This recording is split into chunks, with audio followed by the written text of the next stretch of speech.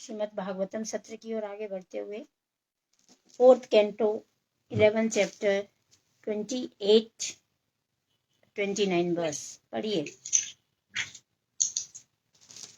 तमीनमङ्गात्मनिमोक्तविग्रहे व्यपाश्रितं निर्गुणमेकमक्षरम् आत्मानमनिच्छाविमुक्तमात्मदृक् यस्मिन् त्रिदं भेदमसद्भाति यते। अतः हे ध्रुव, कृपया अपना ध्यान परम पुरुष जो अच्युत ब्रह्म है उनकी ओर फेरो। तुम अपनी मूल स्थिति में रहकर पूर्ण पुरुषोत्तम भगवान का दर्शन करो। इस प्रकार आत्म साक्षात्कार द्वारा तुम इस भौतिक पाओगे। तो यहाँ पर बोला जा रहा है ध्रुव महाराज को कि आप अपना ध्यान परम पुरुष अच्युत ब्रह्म की ओर फेरो। ये सब में जिसमें तो भौतिक चीजों में लग गए उसको भूल जाओ और भगवान की तरफ अपना हाथ ध्यान फेरो। उससे क्या होगा? तुम भगवान का दर्शन करोगे और इस तरह आपको क्या होगा? आत्म साक्षात्कार होगा और तुम इस भौतिक अंतर को क्षणिक पाओगे। और जो तुम्हें भौतिक दिख रहा है वो सब वो क्या है? क्षणिक है। ये जो आप द्वेष के भाव लेके बैठ गए कि मेरे भाई की मृत्यु हो गई, वो क्षणिक लगेगा आपको। जीवात्माओं की आत्म साक्षात्कार की उनकी स्थिति के अनुसार 3 प्रकार की दृष्टि होती है। देहात्मिक बुद्धि के अनुसार मनुष्य योनियों के रूप में अंतर देखता है। यदि हम देहात्मिक योनि में बुद्धि के अनुसार होते हैं तो मनुष्य योनि के रूप में क्या करता है? अंतर देखता है। भौतिक रूपों में जीवात्मा वास्तव में अनेक रूपों में संहार होकर गुजरता है, किंतु शरीर के इन परिवर्तनों के बावजूद वह शाश्वत है। अभी हम सबको पता है कि मनुष्य विभिन्न योनियों में गुजरता है, अनेक भौतिक रूपों से गुजरता है ना? अलग अलग योनियां मिलती है कि नहीं मिलती? किंतु शरीर के परिवर्तन होते रहते हैं, उसके बावजूद भी वह शाश्वत है। क्या शाश्वत है? किसके बारे में चर्चा हो रही है यहाँ पे? आत्मा शाश्वत है। अतः देहात्म बुद्धि के अनुसार देखे जाने पर एक मनुष्य दूसरे से भिन्न लगता है। हम देखें तो एक दूसरे से हम अलग दिखते हैं, लेकिन मनु चाहते हैं कि ध्रुव महाराज यक्षों के प्रति अपनी दृष्टि बदल दें, क्योंकि वे उन्हें अपने से भिन्न अथवा शत्रु रूप में देख रहे थे। अब यहाँ पे ध्रुव महाराज उनको अलग रूप में देख रहे थे क्योंकि वो उनका भाई का वध किया था। अर्थात में कोई किसी का मित्र या शत्रु नहीं होता। ना काहू से दोस्ती और ना काहू से बैर। हमारा ना कोई मित्र है ना शत्रु है। प्रत्येक व्यक्ति कर्मों के अधीन विभिन्न प्रकार के शरीर धारण करता है। हम जो भी कार्य कर रहे हैं अपने कर्मों के अनुसार, जो भी शरीर धारण किया है कर्मों के अनुसार, स्त्री बने पुरुष बने बच्चा बने, कर्मों के अनुसार। किंतु जैसे ही उसे आत्म साक्षात्कार का बोध होता है वे इस नियम के अनुसार भेद नहीं पाता। और जैसे ही व्यक्ति को आत्म साक्षात्कार हो जाता है फिर उसको कोई भेद नजर नहीं आता। दूसरे शब्दों में भगवत गीता में कहा गया है, ब्रह्मभूत प्रसन्नात्मा न सोचती न कांक्षति, सर्व समाज सर्वेषु भूतेषु मद भक्ति लभते पराम। पहले से मुक्त भक्त को ब्रह्म शरीर में भेद नहीं दिखता। जो मुक्त व्यक्ति है उसको शरीर में भेद नहीं दिखाई देता। वह समस्त जीवात्माओं को भगवान के नित्य दास के रूप में देखता है। मनु ने ध्रुव महाराज को उपदेश दिया कि वे इसी दृष्टि से देखें। तो मनु महाराज ध्रुव महाराज को उपदेश दे रहे हैं कि अभी आप यही दृष्टि से देखो, सभी जीवात्माएं भगवान की नित्य दास हैं। उन्हें ऐसा उपदेश इसलिए भी दिया गया क्योंकि वे महान भक्त थे। महान भक्तों के को उपदेश कुछ अलग दिया जाता है। उन्हें अन्य जीवात्माओं को समान दृष्टि से नहीं देखना चाहिए। जो दूसरे जीव हैं उन्हें सामान्य दृष्टि से नहीं देखना चाहिए। अप्रत्यक्ष से मनु ने संकेत किया कि ध्रुव ने स्नेहवश अपने भाई को अपना सगा और यक्षों को शत्रु माना है। इस प्रकार का भेद उस समय दूर हो जाता है जब मनुष्य भगवान के नित्य दास रूप में अपने मूल शाश्वत अवस्था में स्थित हो जाता है। अब यहाँ पर ध्रुव महाराज ने अपने भाई के प्यार के चक्कर में, मोह के चक्कर में यक्षों को क्या मान लिया? अपना शत्रु मान लिया। तो ये भेद कब दूर हो जाता है? जब आत्म साक्षात्कार हो जाता है।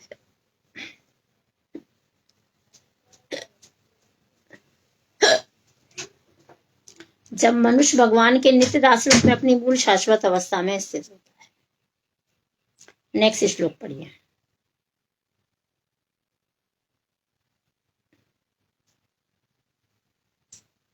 त्वं प्रत्यगात्मानि तदा भगवत्यन्त आनन्दमात्र उपत्र सशक्तो भक्तिं विधाय परमां सनकेर्विद्या ग्रंथिं विभेस्तासि ममहामिति प्रदुरम्। इस प्रकार अपनी सहज स्थिति प्राप्त करके तथा समस्त आनंद के सर्वशक्ति कंपन स्रोत तथा प्रत्येक जीवात्मा में परमात्मा रूप में स्थित परमेश्वर की सेवा करके तुम तुरंत ही मैं तथा मेरा की माया जनित बोध भूल जाओगे। हम सब किसके मोह में पड़े हुए हैं? मैं और मेरा, और इसीलिए हम परेशान हो रखे हैं। बस हमें दो ही चीज दिखाई देती है, मैं और मेरा, और बाकी का कुछ दिखाई नहीं देता। तो यहाँ पर बताया जा रहा है, इस प्रकार अपनी सहज स्थिति प्राप्त करके तथा समस्त आनंद के सर्वशक्तिमान, आप अपनी सहज स्थिति को प्राप्त करो, समस्त आनंद और सर्वशक्तिमान अगार तथा प्रत्येक जीवात्मा में परमात्मा में स्थित परमेश्वर की सेवा करो। और हर जीव में जो परमात्मा स्थित है उस परमेश्वर की सेवा करके तुम तुरंत ही क्या करोगे? मैं और मेरा भूल जाओगे। ये माया जनित को भूलना जरूरी है। ध्रुव महाराज पहले से मुक्त पुरुष थे, क्योंकि 5 वर्ष की अवस्था में ही उन्हें भगवान का दर्शन हो चुका था। मुक्त होने के बावजूद भी वे इस समय माया के मोह से ग्रस्त थे, क्योंकि अपने भाई उत्तम को आध्यात्मिक बुद्धि से देख रहे थे। सारा भौतिक जगत में तथा मेरा का आधार मानकर कार्यशील है। भौतिक जगत के प्रति आकर्षण का मूल कारण यही है। यदि मनुष्य में और मेरा के माया मोह से आकृष्ट हो जाता है तो वैसी जगत में विभिन्न सम्मानित अथवा घृणित पदों पर रहता होगा। आपने देखा होगा, ये मैं और मेरा के चक्कर में हम बन जाते हैं और बहुत हमें सम्मानित भी किया जाता है और अपमानित भी किया जाता है। भगवत कृपा से मनु तथा ऋषियों ने ध्रुव महाराज को स्मरण दिलाया कि इसमें मेरे के बौद्धिक बोध में ना रहें। तो मनु महाराज ने और ऋषियों ने उनको बोध दिला रहे हैं कि मैं और मेरा छोड़ो, मात्र भगवत भक्ति से उनका मोह सुगमता से दूर हो सकता है। ये जो मोह दूर होगा उसका कारण एक ही है, मैं और मेरा छोड़ दो। जब ये मैं और मेरा छूट जाएगा तो हमको क्या हो जाएगा? भगवत भक्ति प्राप्त होगी और भगवत भक्ति से ही मैं और मेरा भी दूर होगा। नेक्स्ट।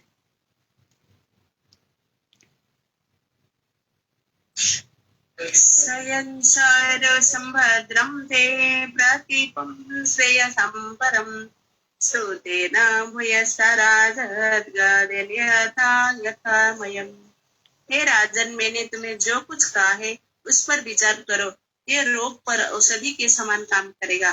अपने क्रोध को रोका, क्योंकि आत्मबोध के मार्ग में क्रोध सबसे बड़ा शत्रु है। मैं तुम्हारा मंगल की कामना करता हूँ, कृपया तुम मेरे उपदेश का पालन करो। यहाँ पर बोला जा रहा है ध्रुव महाराज को कि हे राजन, मैंने तुम्हें जो कुछ कहा है, मनु महाराज और ऋषि बोल रहे हैं कि मैं जो बोला हूं उस पर तुम विचार करो। ये राग पर औषधि के समान काम करेगा। आपके अंदर ये जो राग उत्पन्न हुआ है, मेरे द्वारा दिए उपदेश आपके अंदर क्या करेंगे? औषधि का कार्य करेंगे। अपने क्रोध को रोक लो, क्योंकि ये सबसे बड़ा शत्रु है। आत्मबोध नहीं होने देता, आत्म साक्षात्कार नहीं होने देता, भगवान से प्रेम उत्पन्न नहीं होने देता। ये तो क्रोध सबसे बड़ा शत्रु है। मैं तुम्हारे मंगल की कामना करता हूं, तुम मेरे उपदेशों का पालन करो। शास्त्र हमें उपदेश दे रहे हैं, अब उनका पालन करना नहीं पालन करना हमारी इच्छा है। यदि हम पालन करेंगे तो आत्म साक्षात्कार कर सकते हैं। तात्पर्य इसी भक्ति वेदांत स्वामी श्रील प्रभुपाद के द्वारा। ध्रुव महाराज मुक्त जीव थे और वास्तव में वे किसी से रुष्ट ना थे, किंतु शासक होने के नाते राज्य में शांति तथा व्यवस्था बनाए रखने के लिए की दृष्टि से कुछ समय के लिए क्रुद्ध होना उनका कर्तव्य था। यदि एक व्यक्ति बदमाशी करता है और उसको दिखाया नहीं जाएगा रोष, तो वो क्या करेगा? बार बार बदमाशी करेगा। तो शासक का एक कर्तव्य बनता है, जो राजा होता है, कि वो उसको डराए धमकाए ताकि बाकी के लोग भी ऐसा कार्य ना करें। उनका भाई उत्तम निर्दोष था, तो भी किसी यक्ष ने उसका वध कर दिया था। राजा होने के नाते ध्रुव महाराज का कर्तव्य था कि अपराधी का वध जैसे का तैसा कर दे। एक तो राजा थे, एक क्षत्रिय थे, तो जैसा जिसके साथ किया वैसा करना चाहिए। लेकिन शास्त्र हमें क्या बताते हैं? किसी ने एक चांटा मारा, अपन को भी उसको 2 चांटे मार देना चाहिए। ममता माता जी, क्या बताते हैं शास्त्र में, सहन करो तृणादपि सुनीचेना। राजा होने के नाते ध्रुव महाराज का कर्तव्य था कि अपराधी का वध जैसे करे, जैसे हुआ उन्होंने किया। ध्रुव राजा थे, चुनौती उपस्थित होने पर ध्रुव महाराज ने डटकर युद्ध किया और यक्षों को यथेष्ट रूप से दंडित किया। और ध्रुव महाराज क्या थे, राजा थे, तो उन्होंने क्या किया, डटकर युद्ध किया और यक्षों को यथेष्ट रूप से दंड दिया। किंतु क्रोध ऐसा है कि बढ़ाने से असीमित रूप में बढ़ता है। आप नॉर्मल डेज में भी देखना, यदि आप क्रोधित नहीं होना चाहते और एक बार क्रोधित हो गए तो आपको क्रोध बार बार आ जाए, बढ़ता जाएगा वो। ध्रुव महाराज शासकीय क्रोध सीमा का अतिक्रमण न कर जाए, मनु ने अपने पुत्र को रोककर उचित ही किया। इसीलिए मनु महाराज ने उनको रोका, बोला ज्यादा मत क्रोध में बढ़ जाओ तुम। ध्रुव महाराज अपने पितामह के प्रयोजन को समझ गए थे, उन्होंने तुरंत युद्ध बंद कर दिया। अब मनु महाराज ध्रुव महाराज के पितामह थे, उन्होंने तुरंत युद्ध को रोक दिया और समझ गए वो अपने उनका संदेश क्या है पितामह का। इस श्लोक में सूत्रेण भुवसः शब्द अत्यंत महत्वपूर्ण है, जिनका अर्थ है निरंतर सुनते रहने से। भक्ति के विषय में निरंतर श्रवण से क्रोध के वेग को शांत किया जा सकता है। जो बोलता है हमारा क्रोध का शांत नहीं हो रहा, यदि वो भक्ति करेगा और भक्ति श्रवण करेगा तो उसका क्रोध अपने आप शांत हो जाएगा, क्योंकि ये भक्ति के मार्ग में बाधक है। क्रोध सबसे बड़ा बाधक है भक्ति के मार्ग में। श्री परीक्षित महाराज ने कहा कि भगवान की लीलाओं का निरंतर श्रवण समस्त भवरोगों की रामबाण दवा है। तो परीक्षित महाराज यह बता रहे हैं कि निरंतर श्रवण, भगवान की लीलाओं का निरंतर श्रवण ही क्रोध की दवा है। श्रवण करो, रामबाण दवा का कार्य करेगा। अतः प्रत्येक व्यक्ति को चाहिए कि वह भगवान के विषय में निरंतर श्रवण करे। इसलिए प्रत्येक व्यक्ति को चाहिए कि वो भगवान की लीलाओं का श्रवण करे। इससे मानसिक संतुलन बना रहेगा और आध्यात्मिक जीवन की प्रगति में कोई बाधा नहीं आएगी। दूसरों पर ध्रुव महाराज का क्रोध होना उचित था। इस प्रसंग में एक सर्प के बारे में एक लघु कथा है, जो नारद के उपदेश से भक्त बन गया था। नारद ने उसे उपदेश दिया था कि अब आगे किसी को ना काटे।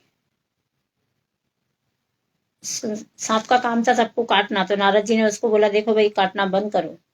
तो चूंकि सामान्य रूप से दूसरों को काटना अपना धर्म समझता है, तो भक्त होने के नाते उसे ऐसा करने से रोका गया। क्योंकि वो भक्त बन गया था, इसलिए नारद जी ने उसको रोका। दुर्भाग्यवश लोगों ने सांप के ना काटने से व्रत का अनुचित लाभ उठाया।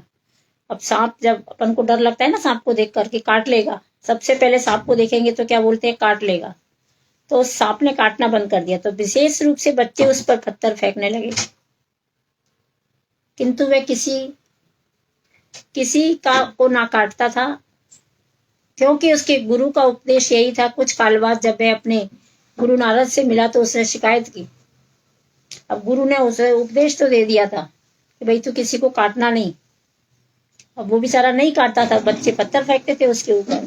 तो जब गुरु के आदेश का वो पालन कर रहा था, जब गुरु सामने मिले तो उन्होंने उससे शिकायत की, मैंने निर्देश जीवों को काटने की बुरी आदत छोड़ दी, किंतु वे मुझ पर पत्थर फेंककर मेरे साथ दुर्व्यवहार कर रहे हैं।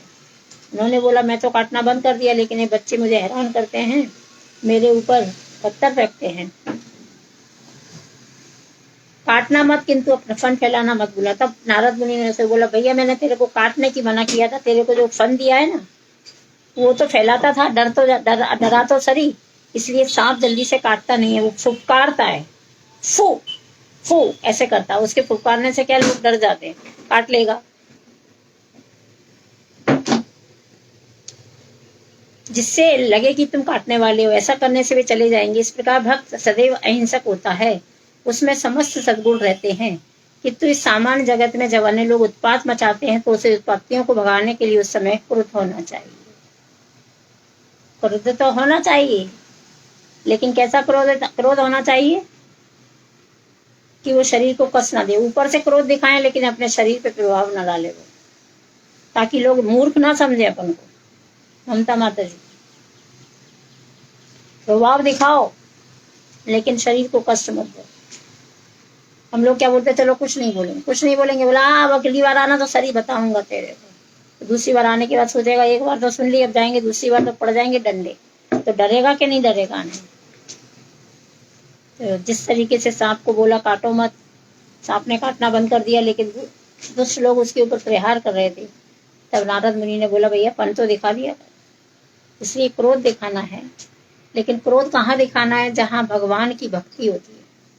भगवान के भक्तों के साथ यदि अत्याचार हो रहा है तो क्रोध दिखा देना चाहिए, बिंदास दिखा देना चाहिए। और बाकी की जगह पे से क्रोध को हटा लेना चाहिए। जैसे हनुमान जी ने दिखाया क्रोध लंका को जलाकर, तो हनुमान जी का क्रोध सही था कि गलत था? लोग बोलते माता जी आप क्रोध करते हो, आप भक्त हो के, तो क्रोध दिखाना पड़ता है भाई। क्रोध नहीं दिखाएंगे तो लोग उसका नाजायज फायदा उठाते हैं। लेकिन क्रोध कैसा होना चाहिए? क्षणिक होना चाहिए, कुछ समय के लिए होना चाहिए। ऐसा नहीं कि डांट दिया तो डांटिए, ठीक है। चलिए, श्रीमद् भागवतम महापुराण की जय। श्रील प्रभुपाद।